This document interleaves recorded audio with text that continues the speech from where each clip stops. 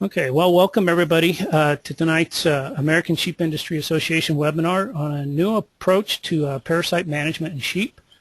My name is Jay Parsons. I'm your host and moderator, and I'm glad to welcome our presenters this evening, Dr. Will Getz and Dr. Tom Terrell from Fort Valley State University down in southern Georgia, two well-known experts in this area of parasite management in small ruminants. I'd like to start by thanking the American Sheep Industry Association and the Rebuild the Sheep Inventory Committee for providing funding for this evening's presentation, and let you all know that the presentation is being recorded and will be available for later viewing. You will be receiving an email with a link to that recording, as well as a link will be posted on the American Sheep Industry Association website at sheepusa.org. So with that, I'm going to go ahead and turn the microphone over to our speakers, and I believe Dr. Getz is going to go first, and I hope you enjoy this evening's webinar. Well, thank you, Jay. This is Will, and beside me here is Tom Terrell. We appreciate this opportunity to visit with everyone about the new approach to parasite management, and appreciate ASI for making this opportunity available. In the interest of transparency, and we need to share that neither of us are parasitologists, nor are we veterinarians. However, we've invested the last 15 years in intensive study, research, as well as training on the issues related to internal parasite resistance and management in sheep. Should also indicate that many of the things that we will mention this evening will apply to goats, and so those of the audience who have sheep and goats can take this message away for the goats as well. This has been a collaborative effort, and over the last 15 years or so, there have been a number of institutions who have worked together to provide some of the new information. The American Consortium for Small Ruminant Parasite Control is the name of that particular group these days.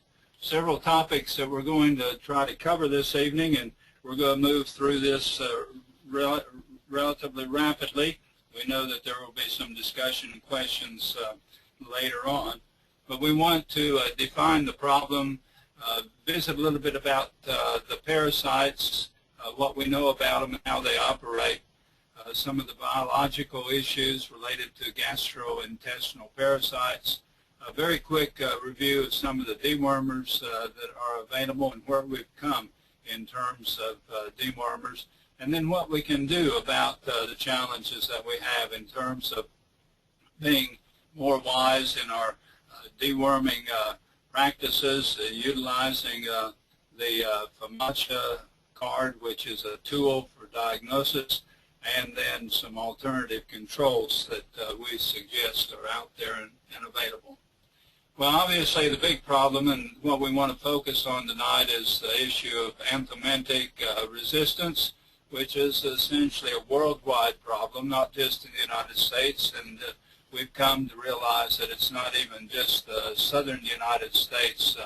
We've had conversations with people as far north as Canada, where some of these issues have come up. And it's not only a resistance to single drugs, but to several drugs at the same time. This means that our options rapidly become less as we move through the matter. Well, we need to define resistance, and we're talking about resistance in the worms themselves. Later on we'll talk about resistance to worms by the host, which in this case is the sheep.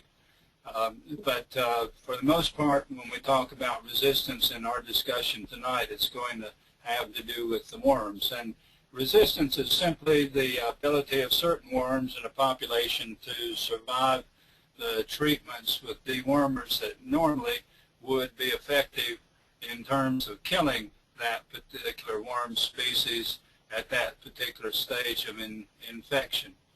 There's underlying genetic reasons for this and caused by changes in the level or the frequency of resistance genes carried by the worms in the population. We'll say a little bit more about that in a little bit later.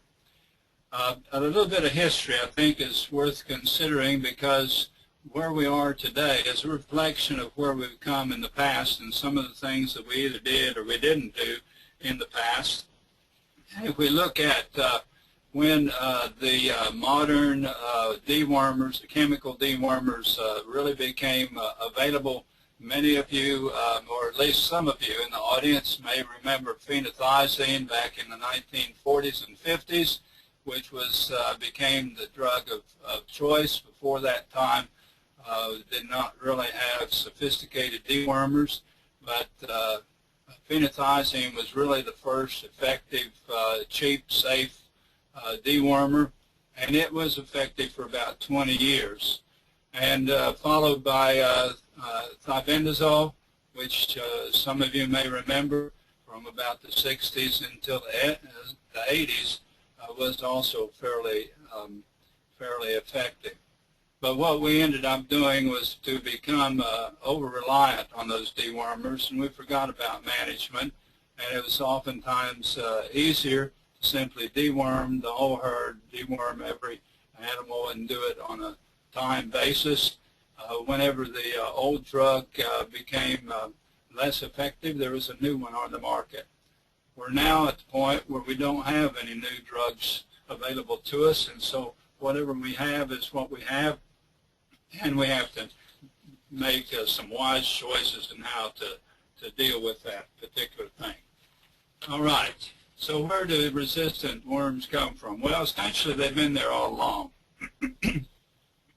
And they've been there all along and developed because of the fact that we do challenge them with dewormers. Those worms that are not resistant die off, and those that are resistant are responsible for the next generation. And so they've been there all along, and that's the reason why our dewormers have become less effective, and whenever we introduce a new dewormer, then it requires a different kind of genetic composition on the worms themselves. So there's really nothing new, and what we need to do from the standpoint of management is to make sure that they don't continue to develop. It's essentially a gene frequency thing. On this next slide, you'll see that when we talk about genes for resistant, generally we presume that there are multiple genes, many genes involved, each one having some level of effect on resistance. Those effects are additive, and if we look at a whole population of worms, there will be within that population worms that have a high frequency of these resistant genes, a number that have low frequency, and those are the ones that we kill. Every time we deworm, we're selecting for those worms that have a high frequency of genes that are providing the resistance. This next illustration, I think, does a good job. It is oversimplified, and we'll talk about some of the exceptions here in just a moment. But if we have a population of worms in a flock of sheep on the left-hand side of that screen, you'll see that some of them could be classified as being susceptible. They have a relatively low frequency of genes that provide resistance, and then we have a certain portion of that flock, a certain portion of that worm population that has a high frequency of the genes for resistance. Every time we deworm, then we're going to kill off those susceptible worms, and the ones that remain are responsible for the next generation. Now, there will be a few of those susceptible ones that don't die, and they are worms that are either out on the pasture in the form of larvae, or they happen to be in some sheep that don't get dewormed. They will also reproduce and dilute the effect of the resistant worms, and so even though next generation is going to be predominantly resistant, it won't be quite as drastic as illustration shows, but the principle remains. Now, just so that we understand what's really going on, whenever we look at what happens in terms of the frequency of resistant genes in a population, and you look at this chart here and you look over on the left-hand side there, the frequency of resistant worms is relatively low. And we could say, for example, perhaps 1 or 2 worms out of 1,000,000 might be classified as resistant.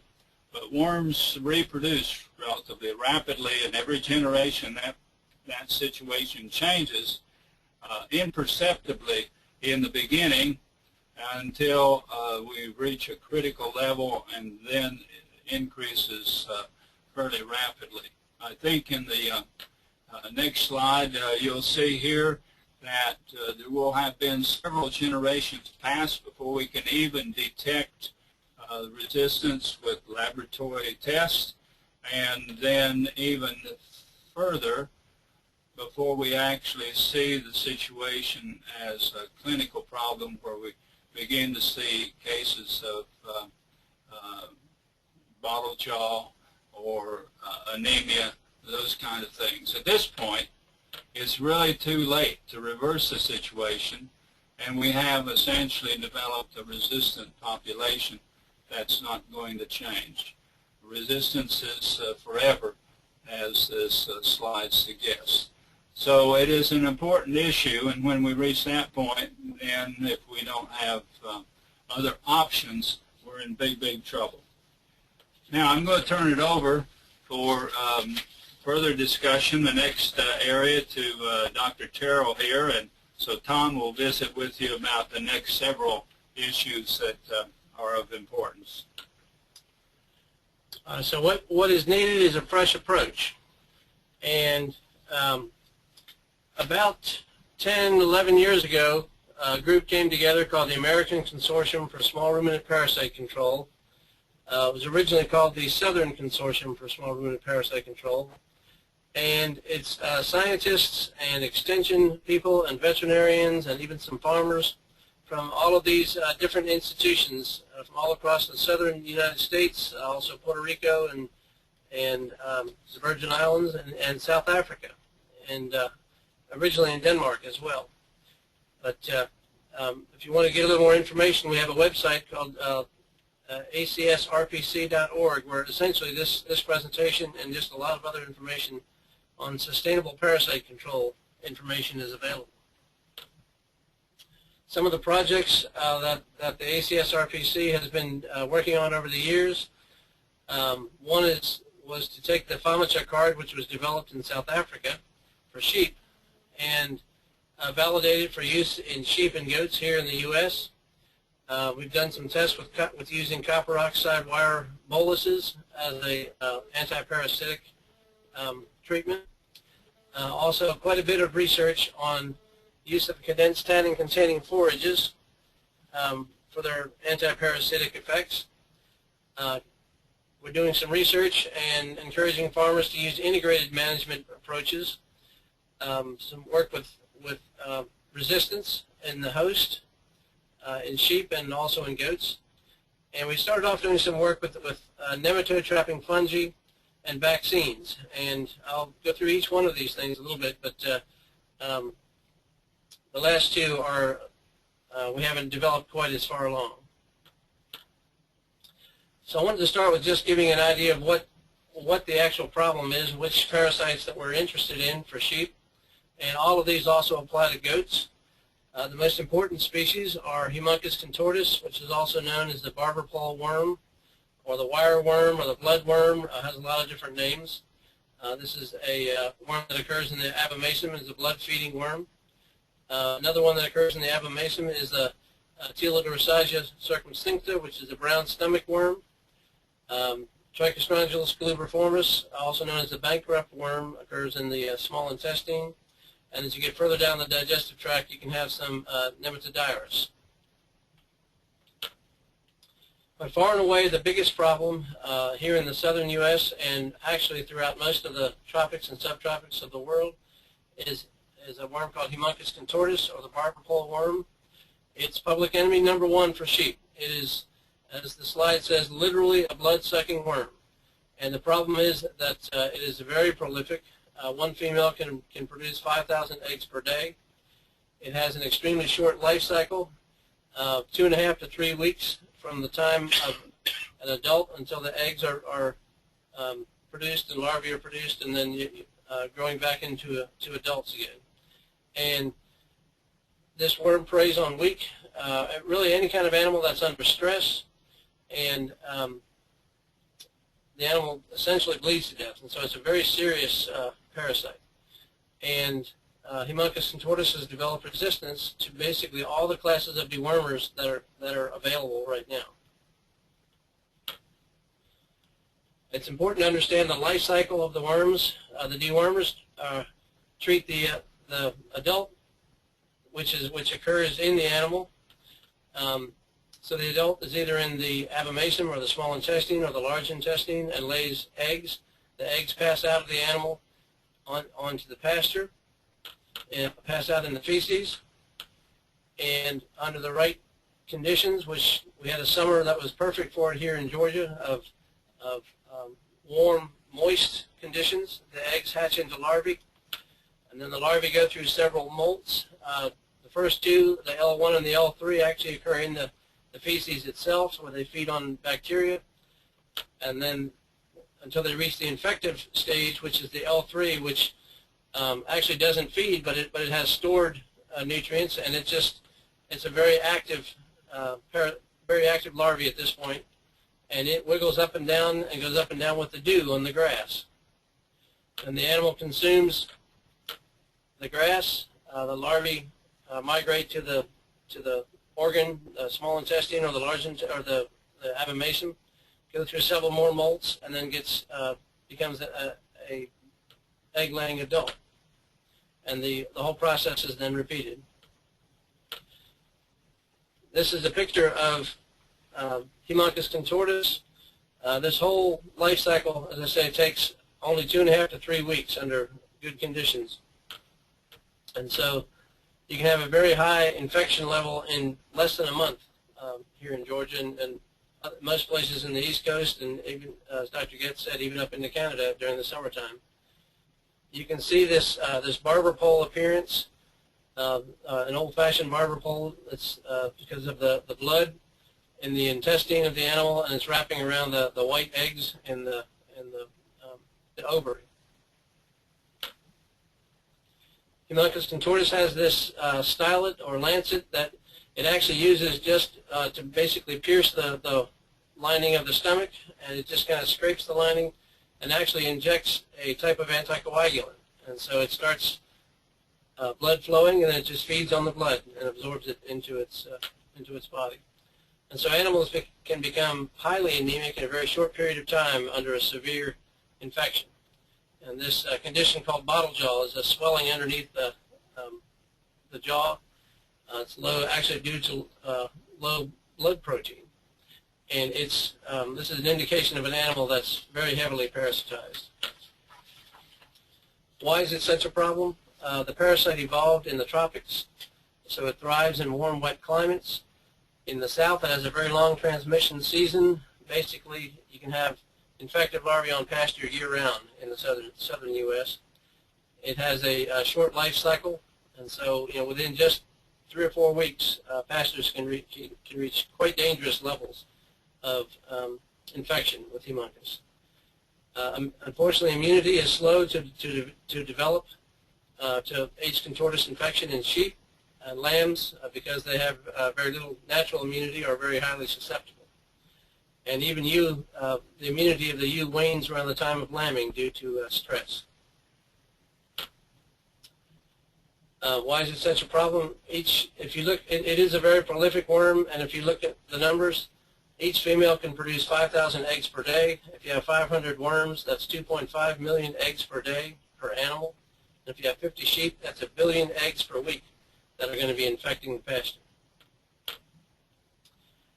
The brown stomach worm is more of a cool season worm. And so it's the most important species of sheep and goats in cool climates, such as in the northern U.S.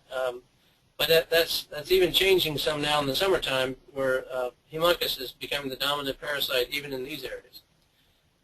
But this one, the worms, it doesn't actually feed on blood.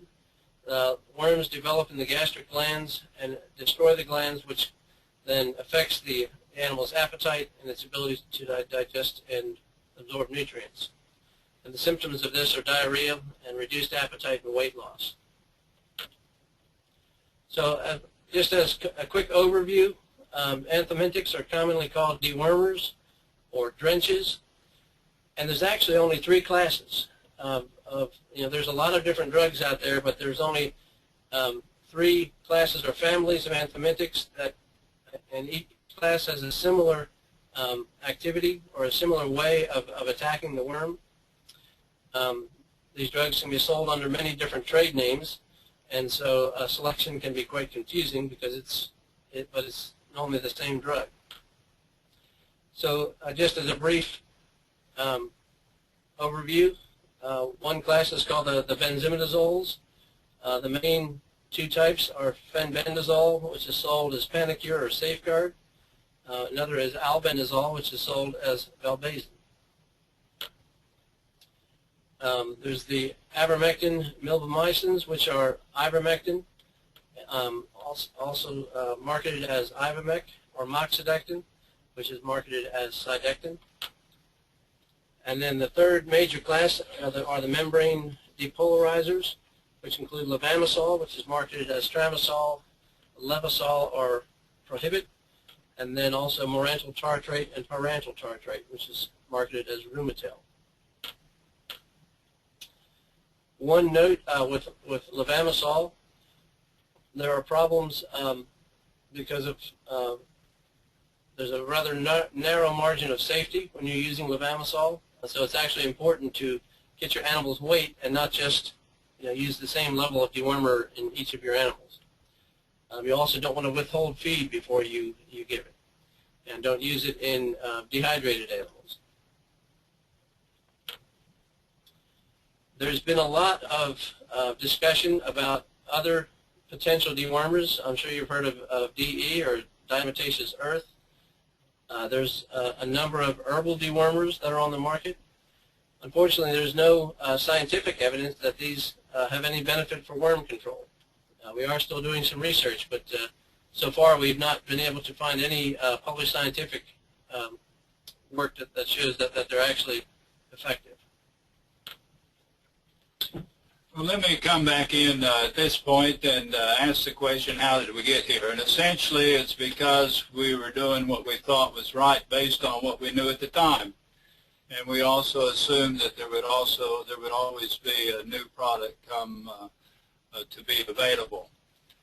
We also followed what was recommended by the experts, the extension specialists, the veterinarians that were out there. So let's just take a few minutes to revisit the whole issue of resistance and to consider some of the factors that were involved. If we take a look at some of the things that we did, the traditional approach involved treating the whole herd and deworming by the calendar. Those were the 2 primary recommendations that were made for many, many decades that worked actually to the detriment and created the resistant situation.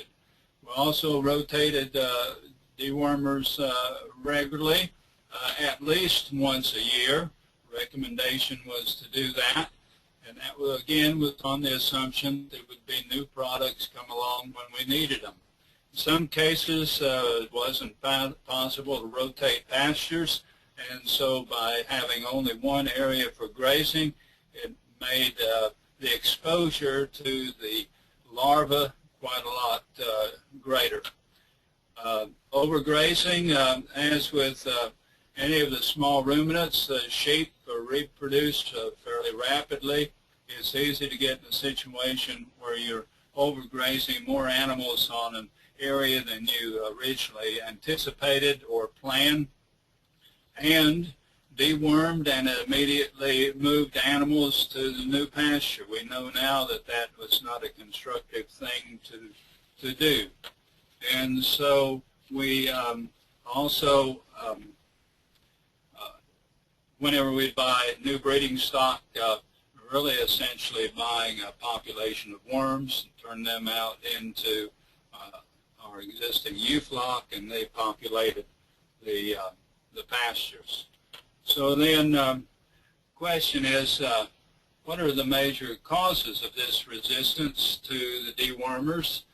And the big, one of the really big ones is the lack of refugia. Now that's kind of a $50 word there, but it actually has become a word that's used more prominently these days because of the genetically modified organisms that require refugia in order to be effective. But refugia is simply defined as a portion of the worm population that is not selected by the drug treatment.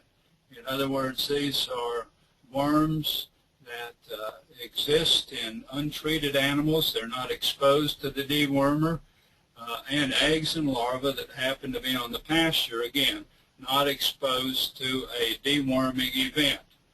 And so they are not selected for by our treatment. So this refugia basically provides a pool of sensitive genes and dilutes the frequency of the resistant genes because of the fact that the worms interbreed and there is a dilution effect. Many people considered the presence of refugia to be the most important factor in developing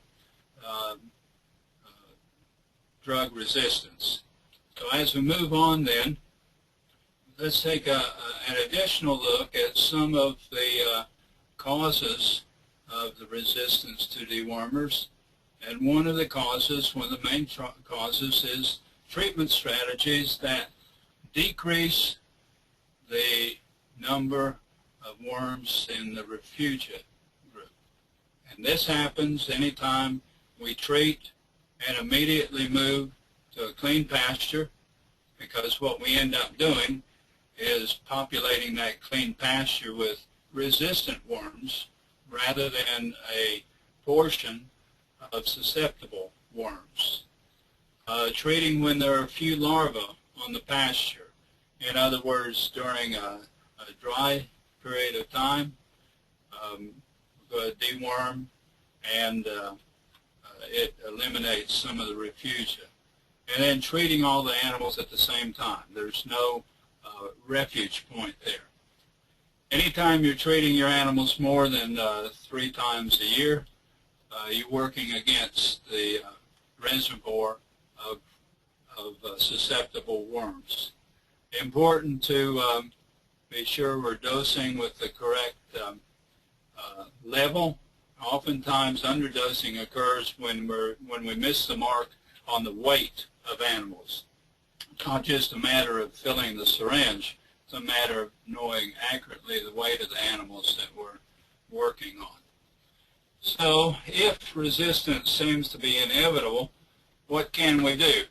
We first of all need to recognize the fact that resistance is a natural biological consequence of drug treatment. As I said before, anytime we treat, that's essentially a selection event for resistance.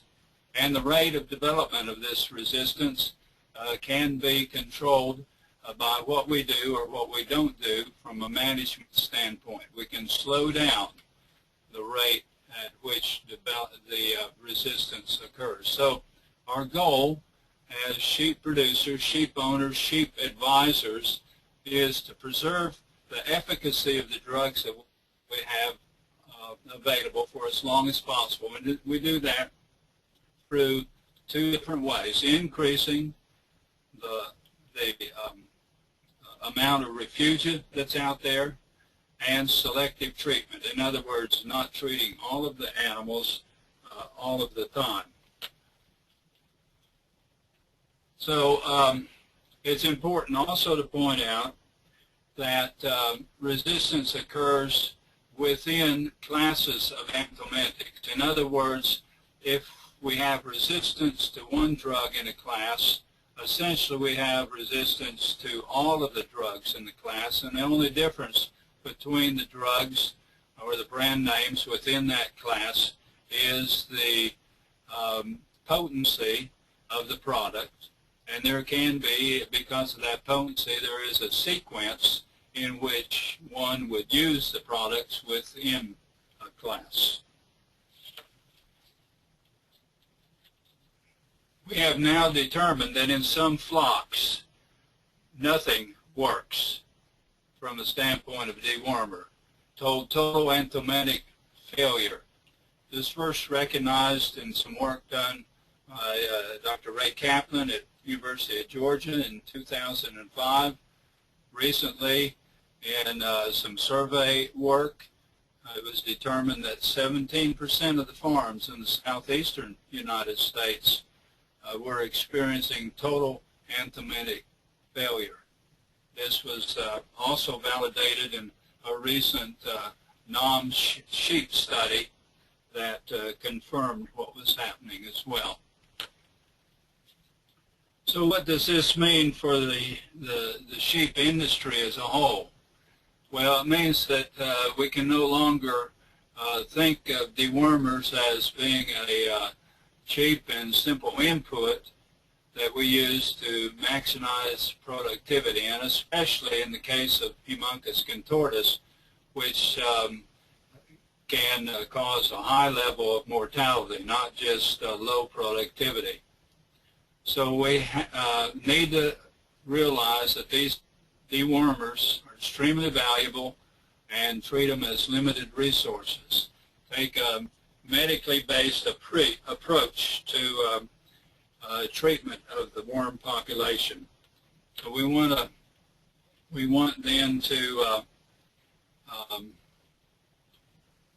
need then to think of the long view and the reality of the situation and reduce our dependence on some of the drugs that are available out there and that we have routinely used.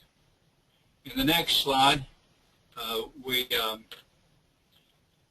need to consider the ways in which we can slow down this resistance.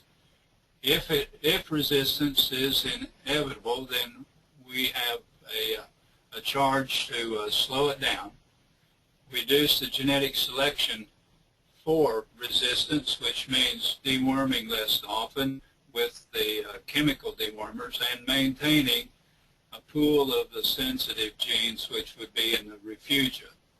In other words, we need to move from treating flocks to treating individuals. And for doing that, we have developed a concept called smart drenching, or integrated parasite management, IPM, in order to make this happen. And so I'm going to ask Tom to continue this discussion in regard to smart drenching and what the components of a smart drenching program might be. Okay, thank you, Will. When we're talking about smart drenching, we're talking about trying to come up with ways to intelligently use the remaining drugs that we have. You know, we're not saying don't use drugs. We're saying use them properly, use them wisely, and treat them as a very limited but valuable resource. But the components of a smart drenching program, you need to know before you start what the resistance status of your flock actually is, which drugs the sheep are resistant to, which ones they're not, or the parasites within the sheep anyway. You need to use appropriate pasture management to keep resistant worms off the farm. Be careful where you buy your animals, and just be aware of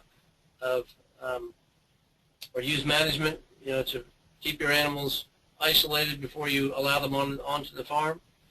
it's important to administer the proper dose of, just by using a wrong dose, you can actually select for more parasites. And we also utilize host physiology, things that we know about digestion, say the rate with which drugs go through the animal's body based upon whether or not they've eaten, the animal has eaten or not.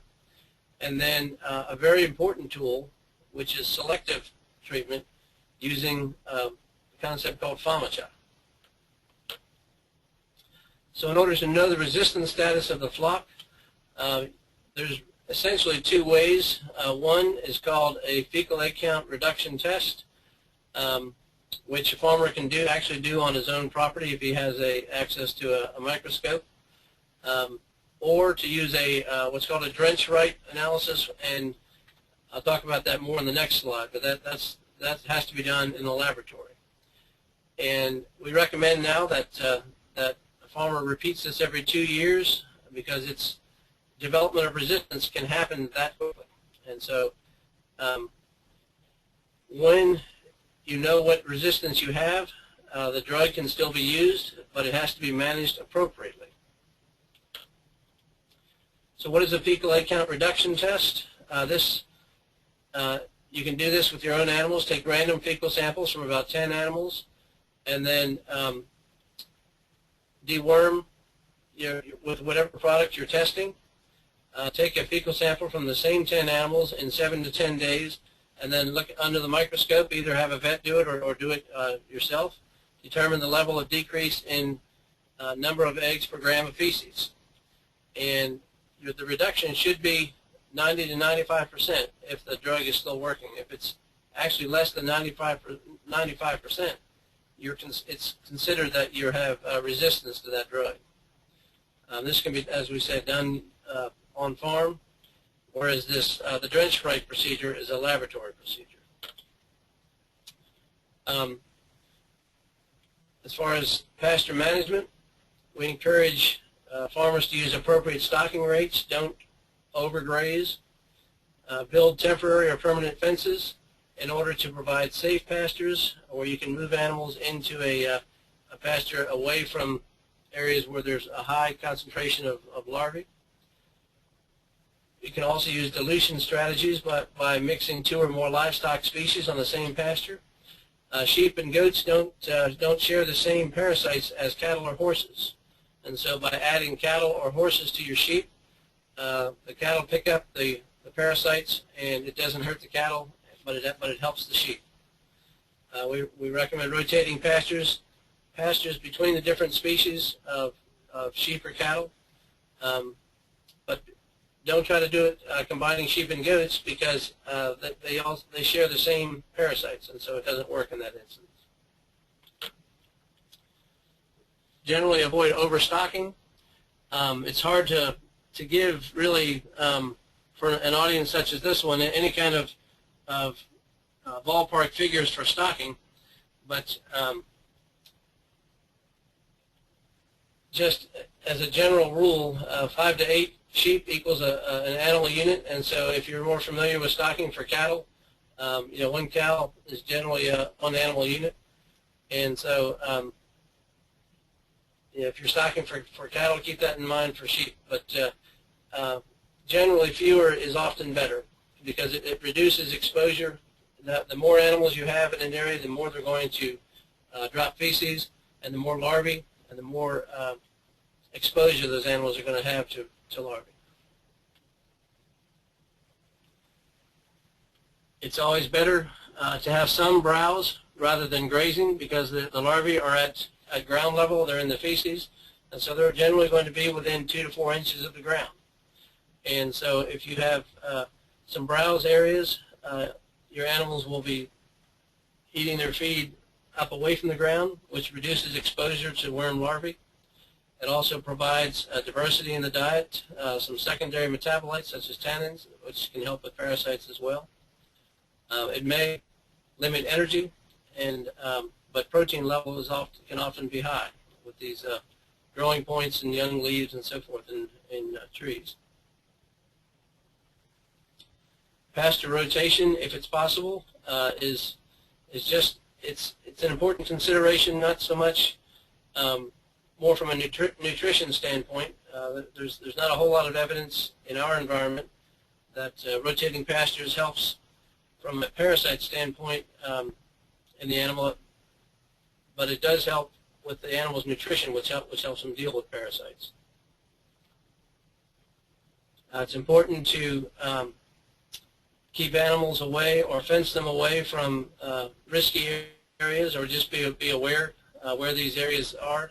It's essentially anywhere where animals congregate, where you can have increased fecal egg count contamination, or increased fecal contamination. And so essentially what you're doing is if you have minerals or water or shade, you're increasing the relative stocking rate around those areas. So they can become problem areas. As a general rule, you need to be aware of where you're buying your animals, and you try not to buy resistant worms. So all new additions to the flock should be quarantined and aggressively dewormed upon arrival to your farm. We recommend, by aggressive, we say combine all the different antibiotics that you have from different drug classes, such as combining moxidectin with levamisole or albendazole, and try to essentially remove all the parasites in the animal. Keep it in quarantine for up to 14 days, and also to perform a fecal egg count test to confirm that it's not shedding eggs. We also recommend that you place the animal onto contaminated pasture rather than onto uncontaminated pasture, so that it will begin to pick up some susceptible parasites. It's very important to use the proper technique when you're deworming to ensure that the proper dose is delivered. For the proper technique is putting the drench over the back of the tongue. If you don't do this, sometimes there's a esophageal groove that can close, and the drug will go straight to the abomasum and will not spend enough time in the animal to be effective. Yeah, so in that case, then efficacy is reduced. Give the right dose. It's important to know the weight of the animals being tested. All of these different drugs have different concentrations, and so you can't just give the same one to, that same level to each animal.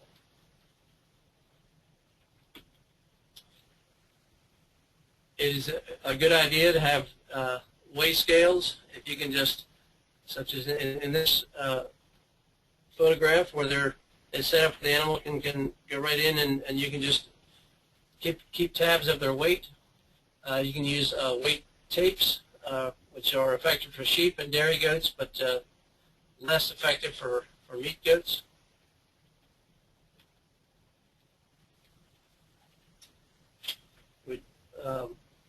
You going to jump in here? Okay, I was going to let Dr. Getz jump back in here to take over for a minute. Well, there are a few additional things that you can do to maximize the drug efficacy, and one of those is to restrict the feed for 24 hours prior to treatment.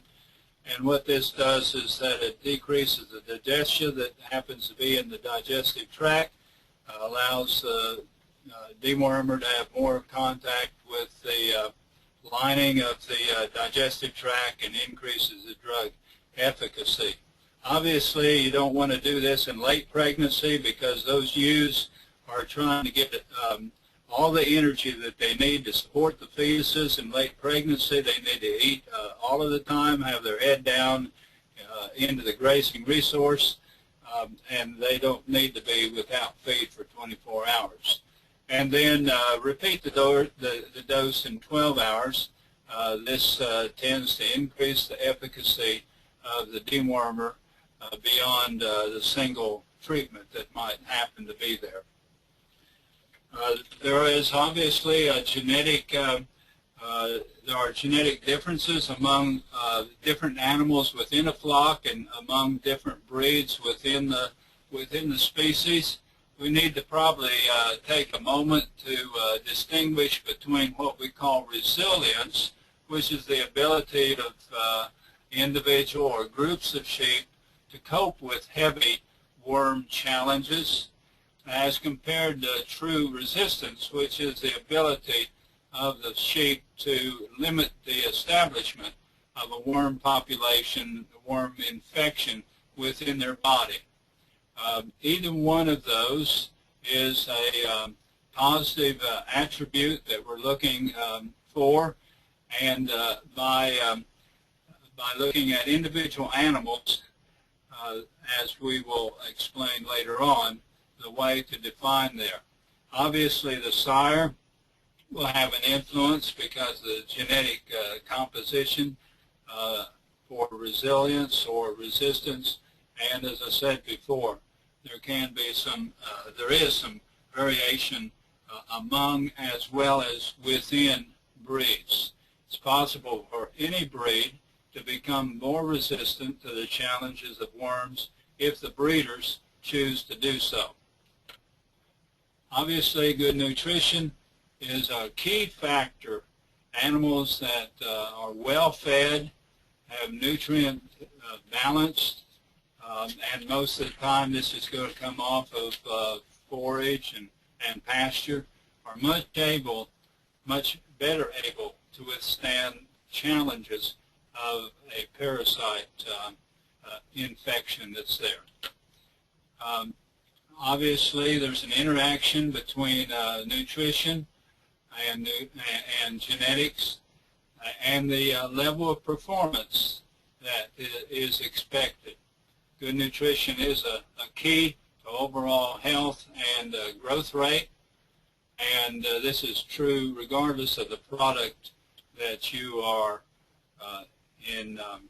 involved with. There have been a number of studies that show that sheep that are provided adequate protein and have an appropriate energy protein ratio stand a better chance of fighting off these parasites. So within the matter of nutrition, we know that even within what might be called resistant breeds, if those animals are under poor nutrition, low energy, low protein, they're going to have a greater challenge in dealing with these parasites. And obviously, even within breeds that may be more susceptible, if they're on an excellent diet, they're going to be able to withstand the challenge better. So the question comes up, and we talked about the issue of rotating dewormers. In some cases, this is a good idea, and it was an idea that was promoted for many years, but it's not a replacement for proper resistant prevention measures in other ways. It's not going to make the problem go away. In many farms, rotation of the anthelmintic is not possible because there's already a level of resistance against some of the options that are out there. Rotation of dewormers is a bad idea. In the next slide you'll see, because it creates a false sense of presumption that the resistance prevention program is in fact working. Rotation will tend to mask the development of resistance until we reach a point where you have multiple drugs for which the parasites are resistant. In some cases, it's recommended that drug combinations be used. We'll not go into any detail on that. If you want more details, you can get that yourself. So we move on through the issue of selective treatment. This is essentially where we make decisions about either treating or not treating individual animals. And the protocol that we're going to be visiting with you about applies for Haemonchus contortus only, because it is a blood-sucking worm. The result is severe anemia, and the tool that we're going to visit with you about depends on that being a factor. For other worms, you need to consider utilizing the fecal egg count, the age, body condition, the production level, and weight gain as indicators of whether or not those other worms are a problem. Body condition score is a tool that helps not only with the Haemonchus contortus, but especially with some of the other gastrointestinal worms as a measure of that. In the next slide, you'll be able to see here a chart which is instructive, and it basically says that 20 to 30% of the animals in our flock are going to be responsible for most of the resistance that we see in that flock. And you will notice here that as you look at that curve, the number of sheep within a flock out there to the right, number of worms, you look at the 20 to 30% out there, they have most of the worms. And so it's the infection frequency of these worms is not equal throughout the flock. So what we're trying to do is to find those 20 or 30% and deal with them. We're going to do that individually. So how easy is it to determine who to treat and who not to treat, especially in regard to Haemonchus contortus? Well, Tom is going to tell you how to do that. Take it away, Tom. Thank you, Will. This truly was not possible until about 20 years ago, where some veterinarians in South Africa came up with something called the FAMACHA system. And FAMACHA was actually named after a fellow named Fafa Malan, and so the acronym comes from Fafa Malan's chart, FAMACHA. This system is based on, it's a very simple system. It's just a laminated card with different colors. It's an eye-color chart with 5 different color categories, from red, which is healthy, to white, which is severely anemic. Since the primary impact of infection with H. contortus is anemia, you can indirectly measure the parasite burden by measuring anemia. But with just a reminder that it's only useful in areas where Haemonchus contortus is the primary parasite species. But since it's becoming the primary species even in the summertime as far north as Canada and now even up into Scandinavia, it's got a very widespread usefulness. Just a quick definition of anemia is it's a reduction below normal in the number or volume of red blood cells in the blood. Symptoms depend on the degree or severity of the anemia. If you have lost a lot of blood, one symptom is what's called submandibular edema or bottle jaw, that swelling under the jaw. You can also combine this with unthrifty condition, which is can be determined by poor body condition scoring. And it leads to exercise and heat intolerance. Animals don't move very well, and they have very pale mucous membranes. And this is just an example of what the mucous membrane of a severely anemic animal is. This one's lost most of its blood. And the sheep on the left has the condition of bottle jaw. Just a little bit about Haemonchus contortus. The heavy burden can result in the loss of half a cup or more of blood per day. The total blood volume that makes up approximately 1/12 of the total body weight, so you can lose as much as 50% of blood loss in a little over a month. And so an animal can go from healthy to essentially bleeding to death on the pasture in a very short period of time. As I said, this just by looking at the lower eyelid and comparing it to the color on the chart, you can determine if the animal needs to be dewormed or if it's heavily infected. If it's a 1 or a 2 category, that's red or red-pink, then it doesn't need deworming. If it's 3, it's borderline, it's pink. If it's pink-white or white, has a 4 or 5, then it needs deworming. And the hematocrit range on the right is the determination of laboratory determination of the percentage of red and white blood cells. this is how it's actually done. You just pull down on the eyelid and place some gentle pressure on the upper eyelid, and that pops out this area of the mucous membrane. You do it rapidly so that it doesn't have time to change color, and you just pull it down and compare it to the color on the chart.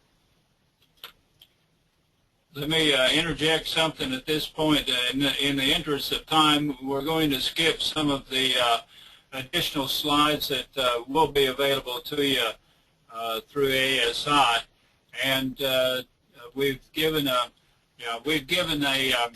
good overview, I think, of the chemical situation, and we want to move now actually to some of the newer methods that the consortium has been working with, and to tell you a little bit about that. I would say that by keeping accurate records of the individual animals, those that are treated, those that are not treated, and how often they're treated, creates a good database for making selection decisions. So what we're going to do then is to move forward. We can select individuals that are resistant and cull susceptible individuals based on this FAMACHA information, and it's a long-term process, but you'll be surprised how much difference it makes when you first start getting rid of those that are repeated animals for treatment. Another new method or alternative method to drugs is giving animals copper oxide wire particles. This has been shown to be effective against hemuncus, but only hemuncus. It was originally marketed for use in cattle, something called Copashore, but it works very well in sheep, but there is potential for toxic effects, and so you have to be careful not to use too many, not to use it to deworm too many times. It is effective in goats, but it's a little more variable than in sheep. Just as with using drugs, we recommend selective treatment, only using it of animals that need it based upon determination of their level of parasites based on FAMACHA. Another thing that we've done a lot of work on is use of condensed tannin-containing plants, and particularly one called Sericea lespedeza. And this is a forage that grows quite well in the southeastern U.S. It's established as a pasture or a hay, but it's also can be made into pellets, and it's very effective against hemuncus. Other types of tannin-containing extracts have also been used, but so far have not been nearly as effective as the work with Sericea lespedeza. So I was just going to focus a little bit on that. This is a picture of the plant. It's older farmers will recognize it. It was called poor man's alfalfa because it grows on very acid soils and grows with very little fertilizer. It's a perennial warm season legume that's high in something called condensed tannins, which is a secondary compound of plants that actually binds to protein. And as I said, it's tolerant of low pH and grows on infertile soils. This is the area in the U.S. Where it grows grows very well. It also grows in other parts of the world. It grows extremely well in southern Africa, and actually came from China and India, and so it grows well in that area too. We've done a lot of research here at Fort Valley looking at different forms of Sericea. One of the claims to fame of Sericea is that it makes excellent hay because it dries very, very quickly. And then, so we've looked at ground hay, leaf meal, and also pellets.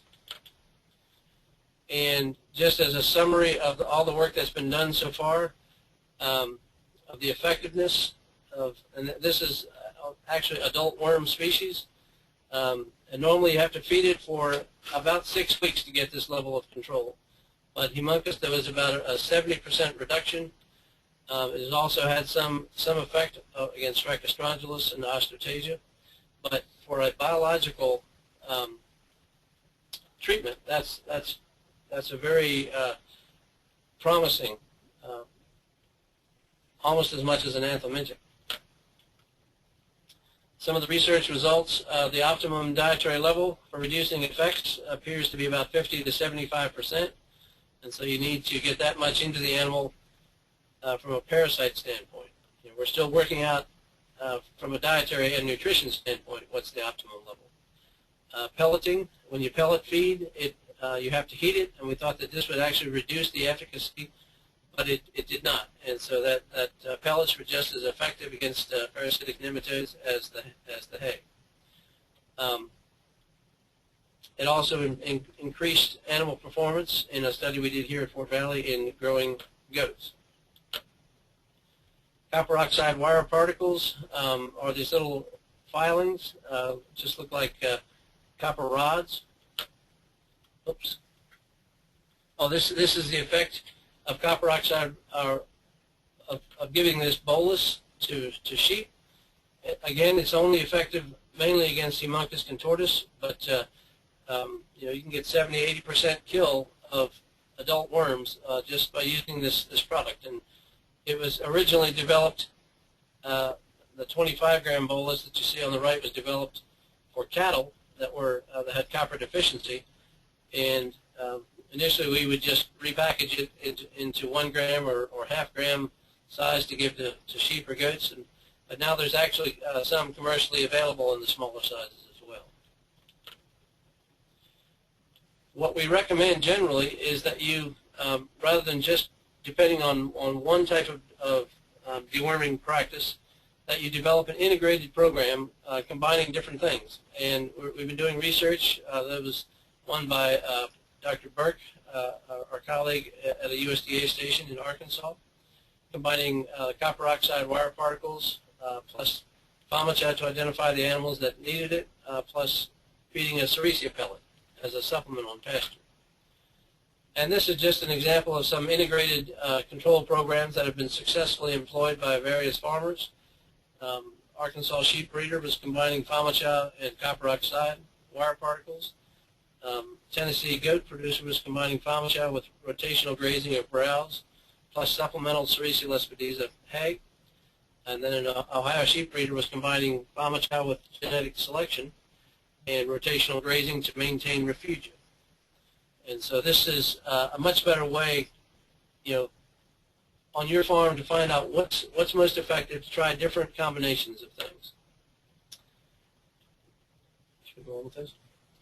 Okay. Just very quickly, some of the early work that we did, there was a type of nematode trapping fungi. It was called Dunningtonia flagrans. It's actually it was highly effective. It would actually trap the developing larvae in the feces and use it as a feed source. But the problem with this is that it's the company that was making this fungus and making it commercially available went out of business. And so even though it is effective, it's not currently available, even though we're continuing to do some research because it is quite promising. We've also done some research with vaccines against Haemonchus contortus. We found that it works quite well in controlling parasites in sheep and goats, but the drawback is that the vaccination has to be done quite frequently, that the protection is not complete. It's also expensive. And so right now, both the vaccines and the fungus are not really commercially available. I think, again, in the interest of time and to allow a little bit of time for discussion, we're going to move on through the rest of these particular slides and summarize many of the things that we've talked about. And essentially, internal parasite management in sheep is we have the potential for it to be more effective and sustainable because we understand not only the parasites but the sheep better than we have in the past. We'd also direct your attention to 2 other resources on this particular subject, especially the website for the Parasite Consortium, as well as the e-extension website with the Sheep Community of Practice, which also maintains information on internal parasite management. And with that, we'll wrap up our comments. And Jay, if you want to take over now and Okay. moderate the questions, that's fine. Okay. Excellent, guys. And we have several people that have typed in questions during the presentation, which I'll go ahead and just take those in the order they were entered in because they look like excellent questions. I do also want to tell our listeners that if you want to ask your question directly and you have a microphone hooked up to your computer or you phoned in and put in your PIN number, if you click the little hand guy that should be showing on your screen there, there's a little hand there where you can raise your hand. I can call on you directly and you can unmute your microphone and let you ask the question direct. But let's go ahead and get started with some of the ones that were sent in during the presentation. Let's see. Let's start with Rudd sent in a question that asked about do resistant parasites move between individual animals, and if so, at how significant a rate? Can you repeat that again? Do resistant parasites move between individual animals, and if so, at how significant a rate was the question. I assume you're talking about the different parasite species that are out there. Yeah. Any individual animals can have more than one of the species, and all of those species will be out in the environment to one extent or another. And so you can have each of the species existing in the GI tract of individual animals. And what we've been suggesting is that you need to determine early on which of those species is really the problem one on your particular farm or in your particular flock. One animal can't catch a parasite or resistant parasite from another. What it does is those resistant parasites seed the pasture, and then any animal is grazing, so it's each of your animals that has resistant parasites will seed the pasture, and then those resistant parasites will be available to whatever animal grazes it. Okay. So it's not a direct thing, but it takes time, but it can happen relatively quickly. Okay, very good. I'm going to combine a couple of questions here because Justin asked, why is rotating paddocks not effective at reducing parasite loads?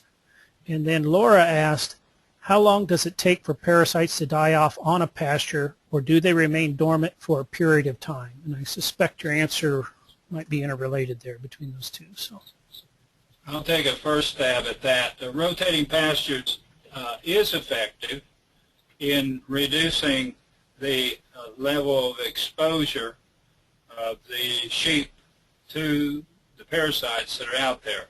We didn't mean to imply that rotation was not effective. It is effective to some degree. It depends on how fast you rotate. It's been suggested that just purely from an internal parasite standpoint, a grazing area would need to be free of sheep or free of goats for at least 6 months or so to have a meaningful or a major impact in decreasing the parasite population. Now, that doesn't mean that it can't be used, because it can be used by other livestock species. It can be used for hay, other uses, but purely from a parasite standpoint, it would need to be idle for a rather long period of time. But definitely rotation is helpful in reducing the level of exposure. okay. The reason that I mentioned that in most of the environments in the U.S. Is because there's rarely do we get just a continual flush of all of the larvae coming out at one time, and so particularly if you have a drier year, they'll just sit out there and then wait for rain, and so if you're trying to rotate, to just time it for when all the larvae have come out. It's very challenging to do in our environment, and that's why I said it doesn't always work, but it does help from the standpoint of pasture management and giving a better nutrition to the animal, which allows it to fight the parasites off better. Okay. And Margie asked a question, are we counting on the dewormers being absorbed in the rumen, reticulum, and omasin, and thus do not want it to get dumped straight into the location of the adult parasites, the abomasum?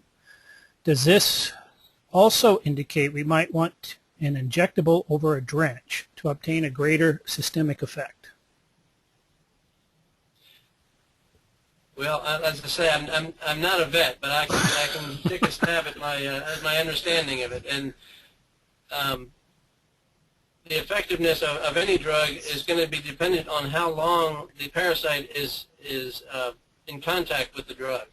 And so when it goes into the rumen, it takes longer for the drug to go through the animal system. And so there's a longer period of exposure between the drug and the parasite. And if you just if it just goes straight into the abomasum, it would go out very quickly, and it wouldn't be there long enough to be as effective.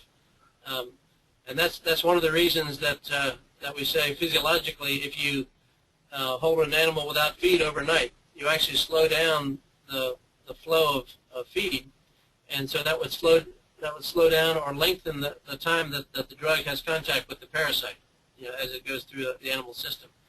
But as far as the difference between injectable, Sam, I'm not really qualified to answer that one. Okay.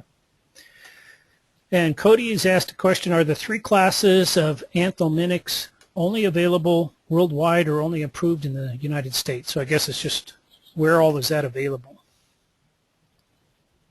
Most of them are available worldwide, and people have probably heard about a new class that's been available. It's called Zolvix, but it's been available in New Zealand and Australia and places like that, but it's currently not available in the U.S. And they're saying that it may become available at some point. But what we caution everybody is that even with these new classes of drugs, is that they'll be very expensive because it'll be one of the few things that works, and there's already resistant worms out there to it, and it won't. If we continue doing what we've always done, go back to old practices of deworming all the animals at one time, deworming them, every month and things like that, then we will, fairly rapidly develop resistance to any new drugs that come onto the market. Okay. But that particular one is not currently available in the U.S. Okay. And I'm going to combine a couple of questions because they both have to do with the pellets. Justin asked where you buy the Sericea lespedeza pellets, and then somebody else asked about the rate at which you feed them. They are commercially available now, and I believe, I don't know if it's listed on our website, but it's a company called Sims Brothers Seed Company in Union Springs, Alabama, and they have made a pellet based on Sericea leaf meal. They found a way to separate the leaves and just make the pellet based on I think it's 90% leaf meal plus a binder. And so I believe there's information on Sims Brothers Seed Company on our website, but They have a web. Yep. Sims Brothers also has a website themselves, Yep. so you can go there directly. it's one word, SIMS Brothers, and then Seed Company. And so I think it's simsbrothers.com. Okay. And what was your other question? Oh, the amount? Yeah. We've found effectiveness when we feed it at about 1 pound per head per day. And we're doing a study right now where we're going to go lower than that, and just to see, because just this past year we found it to be quite effective against coccidia as well as these parasites in both sheep and goats. And so we're doing a study to see if we can go lower, how low in the diet we can actually go to still get the effectiveness. And so we need to repeat the question in about 6 months. Okay. And I'm going to combine a couple of other questions on the COWP. Roy asks, how long are Are they effective? And Cody asks, where does one buy it?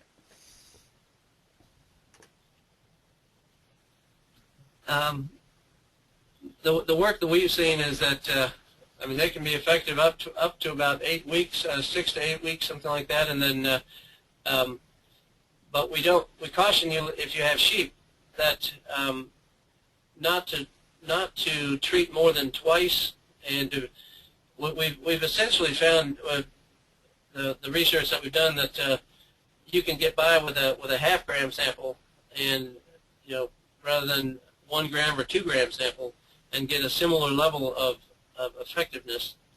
And our colleague Dr. Joan Burke has done quite a bit of work on this, and that's her recommendation with that. But there is a commercially available one in Texas, I believe it is. I mean, if you just Google copper oxide wire particle for parasite control, there's a place called Ultra Cruise Animal Health, and I was looking at some of the boluses here right now. Yeah, oh yeah, I'm not supposed to be promoting different products, and so, well, but they are available if you Google them, because we haven't actually tested these yet. So the ones that have been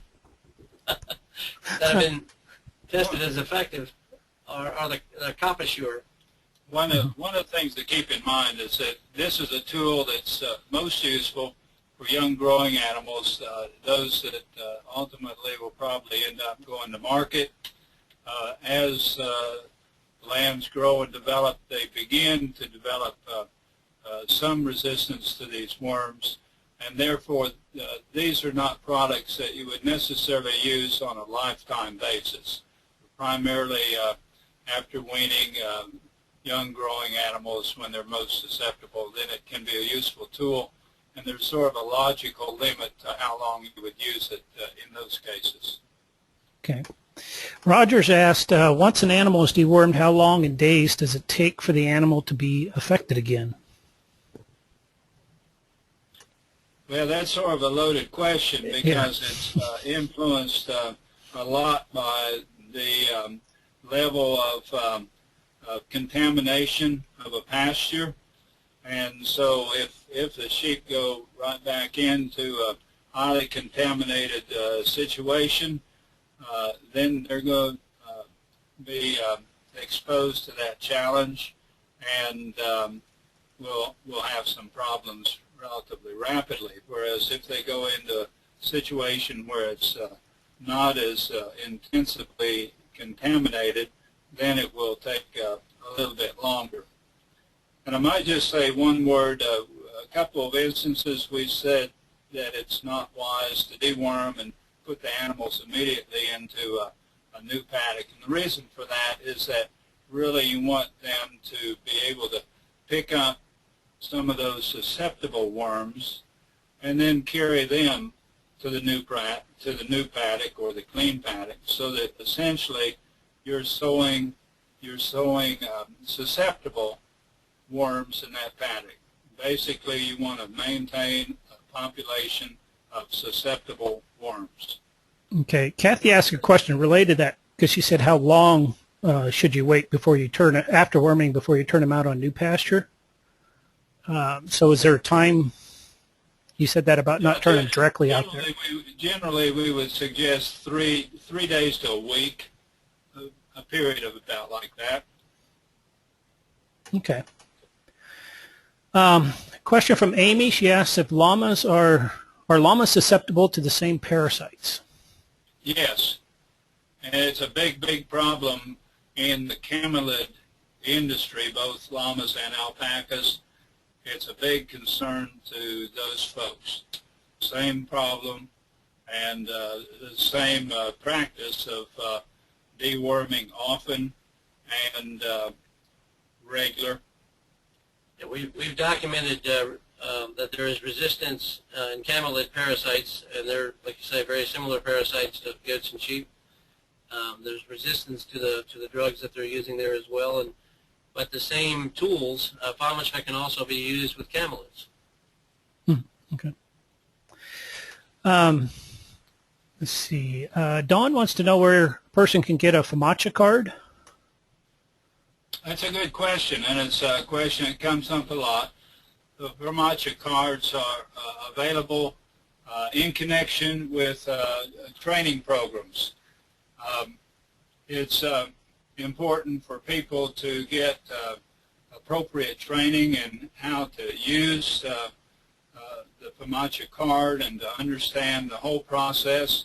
And so they need to make arrangements to get trained either by a veterinarian or by extension specialists, agriculture teachers in the state where they are. On the website, the consortium website tells who to contact in order to get the cards following the training. You can email either one of us as well, and we'll provide that information to you also. Okay, very good. Dawn has asked if you guys would be willing to address using injectable ivermectin for worm control versus drenching for worm control. Better, worse? Do you have opinions either way, or what are the things to look for there? The parasitologists amongst us pretty much all the time recommend drenching, oral treatment drenching, basically because of the physiology of the animals and the metabolism. You stand less of a chance to develop resistance in the worms with an oral product, a drench product, rather than injectable. Okay.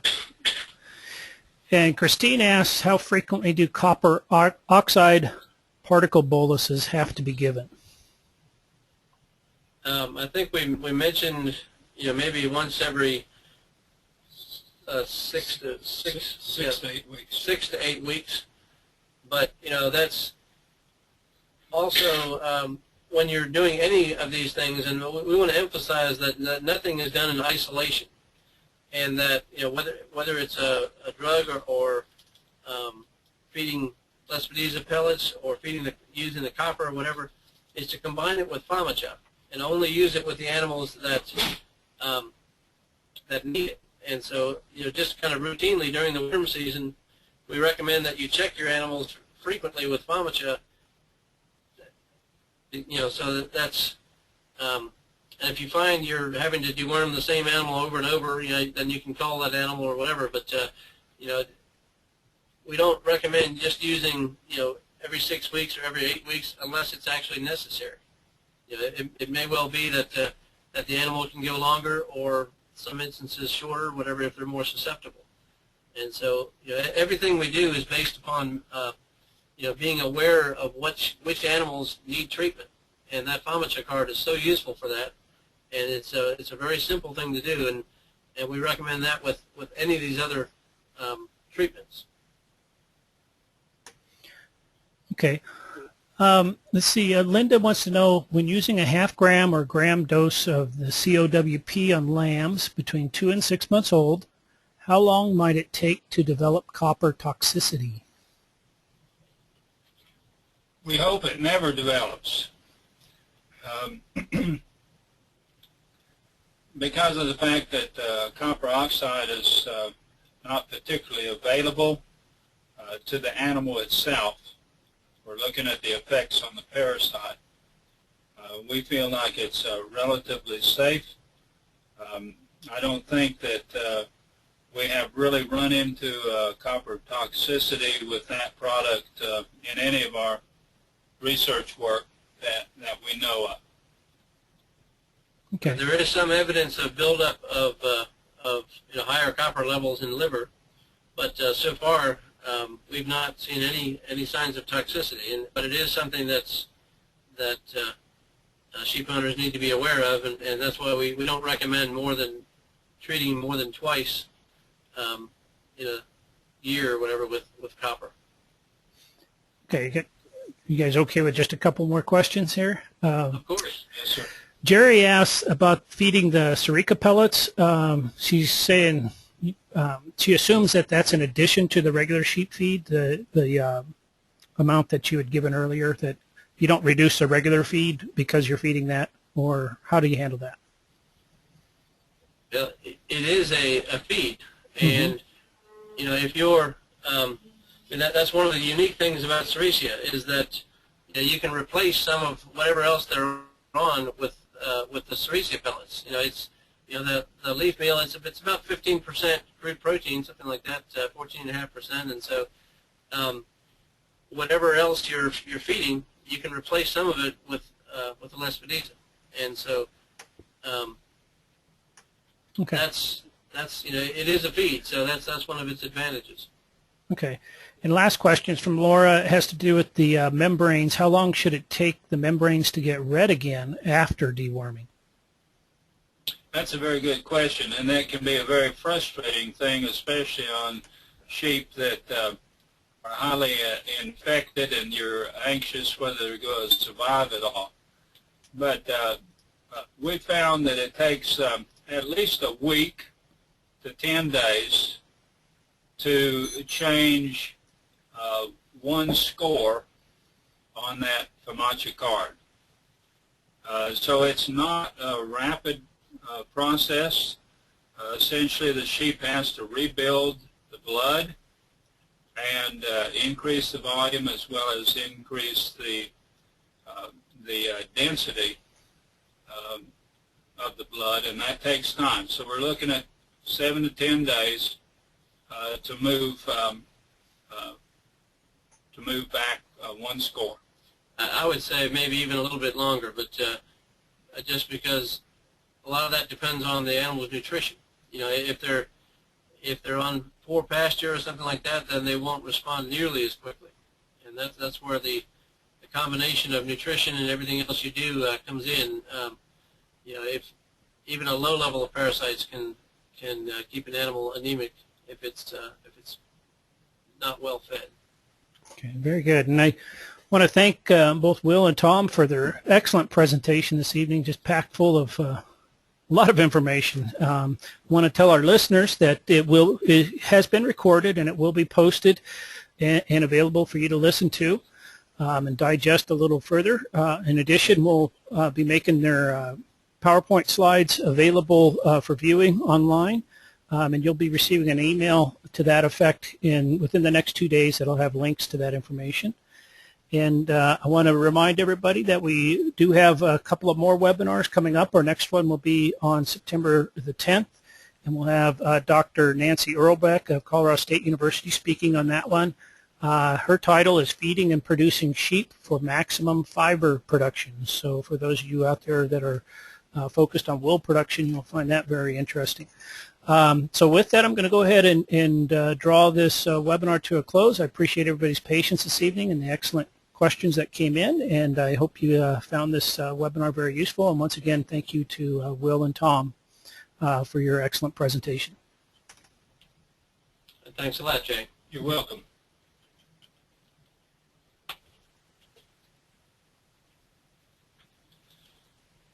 Okay.